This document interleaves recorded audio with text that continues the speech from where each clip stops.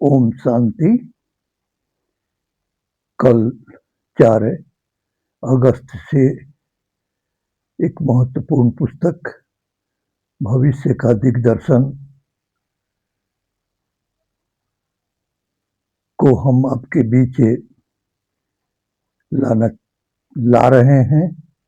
लाने का उद्देश्य यह है कि जैसे जैसे हम निकट पहुंच रहे हैं मंजिल के, हमारा पुरुषार्थ कैसा हो, उसमें कितनी गति आनी चाहिए, इस पुस्तक से आपको प्रत्यक्ष फल मिलेगा।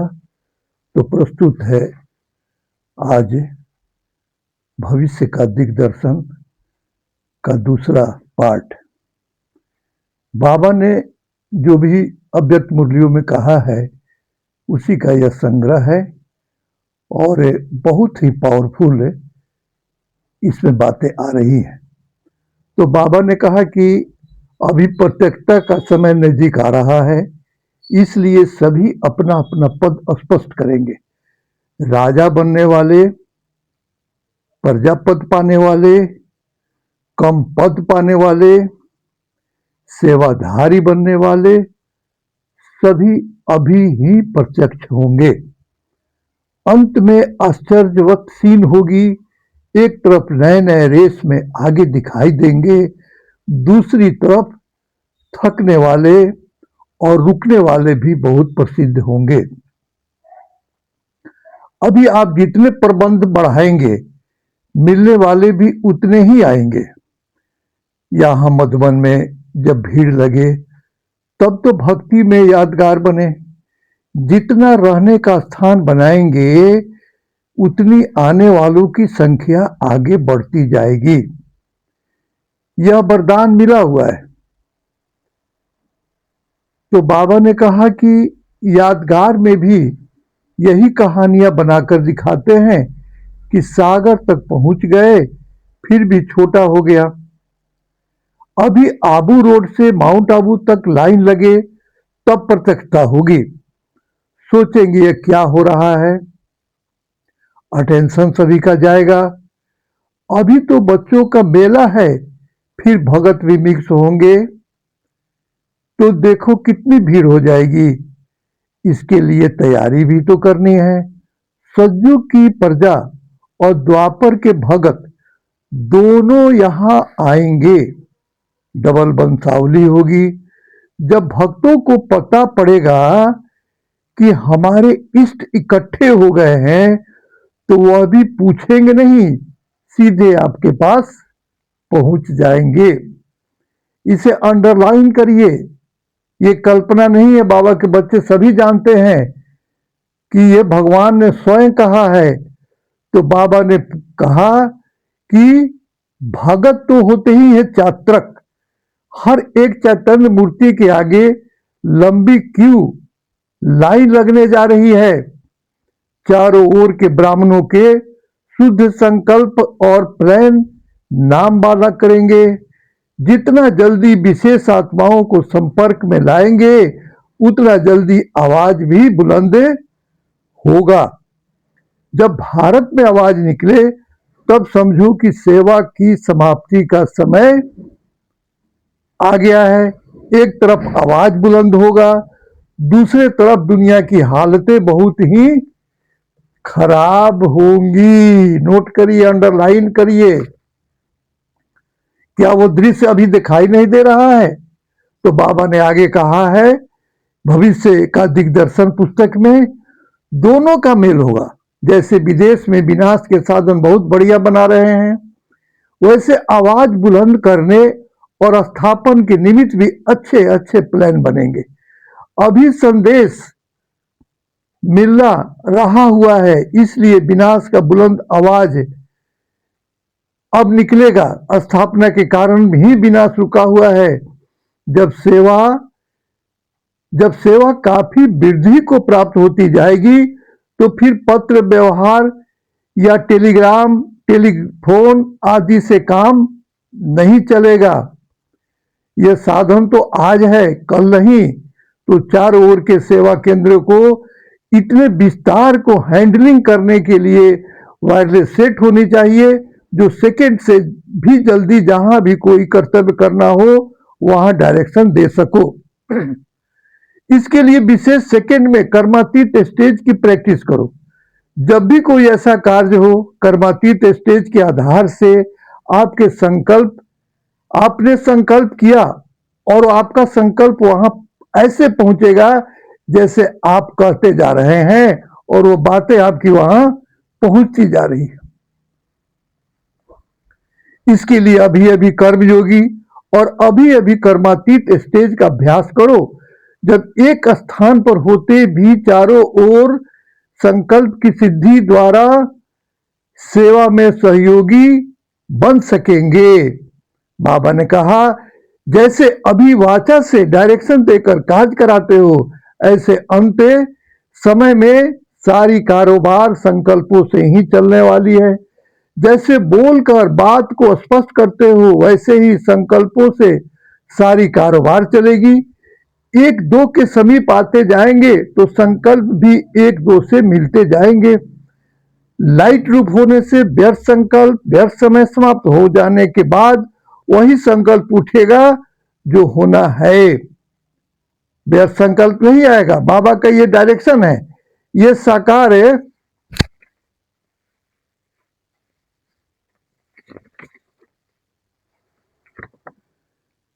बटन जो है, देखिए बहुत बड़ी बात है, ये साकार बटन है। यह बटन सूक्ष्म बटन बन जाएगा और इशारों से यहां कार्य होगा। जैसे विनाश की सामग्री सिर्फ बटन दबाने तक रुकी हुई है, इतनी तैयारी हो गई है, ऐसे स्थापना की तैयारी भी इतनी पावरफुल हो जाए, जो आए सेकेंड में जो प्राप्ति चाहे वह कर ले। संकल्प का बटन दबाना पड़े, बस संकल्प करो और स्टैंप लगाती जाए, ऑटोमेटिक लगती जाए कि यह प्रजा साहूकार प्रजा, पहली प्रजा दूसरी प्रजा बनने वाले हैं, तो अब इसकी भी चलो तैयारी करो। जैसे दूसरे विश्व युद्ध में विनाश का साधन यूरोप से निकला, तो स्थापना के कार्य में भी विशेष यूरोप से आत्माएं प्रख्यात होने वाली है। जैसे पहले बॉम्ब्स अंडरग्राउंड बने, पीछे कार्य में लाए गए, ऐसे आत्माएं भी ऐसी तैयार हो रही है जो अभी गुप्त है, लेकिन धीरे धीरे वो प्रख्यात हो रही है और होती जाएगी। तो नाम वाला करने में यूरोप का यंत्र काम में आएगा। जैसे साइंस के यंत्र कार्य में आए, ऐसे आवाजें बुलंद करने के लिए यूरोप के यंत्र भी निमित्त बनेंगे। नया विश्व तैयार करने में यूरोप आपका मददगार बनेगा।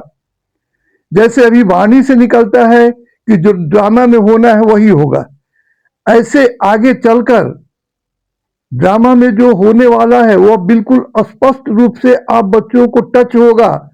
ऐसे आगे चलकर ड्रामा में जो होने वाला है वो क्लियर होगा और ऑथोरिटी से कहेंगे कि ड्रामा में यही होना है। जैसे भविष्य प्रलब्ध स्पष्ट है, वैसे ड्रामा में क्या होना है वह भी स्पष्ट हो जाएगा।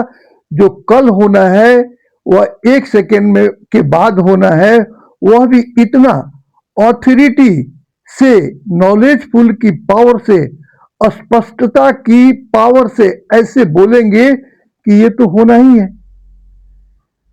क्यों होगा वो देख लेंगे, नहीं, देखा हुआ है और वही फिर होगा। लेकिन यह तब होगा जब एकांतवासी बनेंगे। बाबा ने इसके लिए भी कह दिया, बातें करते करते खुद भी गुम हो जाओ, सामने वाला भी गुम हो जाए, यह अनुभव करने कराने की स्टेज सेकेंड में समस्याओं का हल करेगी। जैसे कोई भी ड्रामा जब समाप्त होता है तो अंत में सभी एक्टर्स स्टेज पर आ जाते हैं। तो अभी क्लब का ड्रामा समाप्त होने का समय बिल्कुल आ चुका है। सारे विश्व की आत्माओं को चाहे स्वप्न में, चाहे एक सेकेंड की झलक में, चाहे प्रत्यक्षता के, चारों ओर की आवाज द्वारा यह साक्षात्कार जरूर होना है कि इस ड्रामा के हीरो पाठधारी स्टेज पर प्रत्यक्ष हो गए हैं। इसे स्पष्ट समझिए, स्पष्ट बाबा ने क्लियर कर दिया कि प्रत्यक्ष हो गए हैं, सब अपने इष्ट देव को प्राप्त कर बहुत खुश होंगे, उन्हें बहुत ही सहारा मिलेगा। सज्जू के आदि की संख्या अपनी आंखों से यही देखेंगे या समाचार पत्रों से सुनेंगे कि क्या होगा। जिस दिन सब मधुबन भूमि पर इकट्ठे हो जाएंगे तो फिर हलचल शुरू हो जाएगी। संगठन का चित्र भी बाबा ने दिखाया है कि सभी ने उंगली दी तो इसका भी प्लान बनाओ। जैसे आकाश के सितारों की तरफ सबकी नजर आती है, ऐसे धरती के सितारे दिव्य ज्योति चारों ओर अनुभव करेंगे। जैसे स्थापना के आदि में अनुभव किया कि ब्रह्मा और कृष्ण के साक्षात्कार घर बैठे दूर दूर चारों ओर आरंभ हो गए और यह साक्षात्कार की लहर चारों ओर फैलती गई। वह समझने के लिए बहुतों का अटेंशन गया कि ये क्या है, ये कौन है। ऐसे अब अंत में चारों ओर ज्योति रूप का और फरिश्ते रूप का साक्षात्कार होगा, जिसमें बाप दादा और बच्चों की झलक स्पष्ट रूप से सभी को दिखाई देगी। बाबा के इशारों को समझिए। ये भविष्य का दिग्दर्शन पुस्तक की बातें हुई और ये सभी दृश्य अभी हम लोगों के सामने दिखाई दे रहा है। तो आवे इन बातों को समझते हुए अब अपने पुरुषार्थ की गति को खुद तय करें। चलिए कल फिर नए पन्नों के साथ मैं आपके बीच आऊंगा। ओम शांति।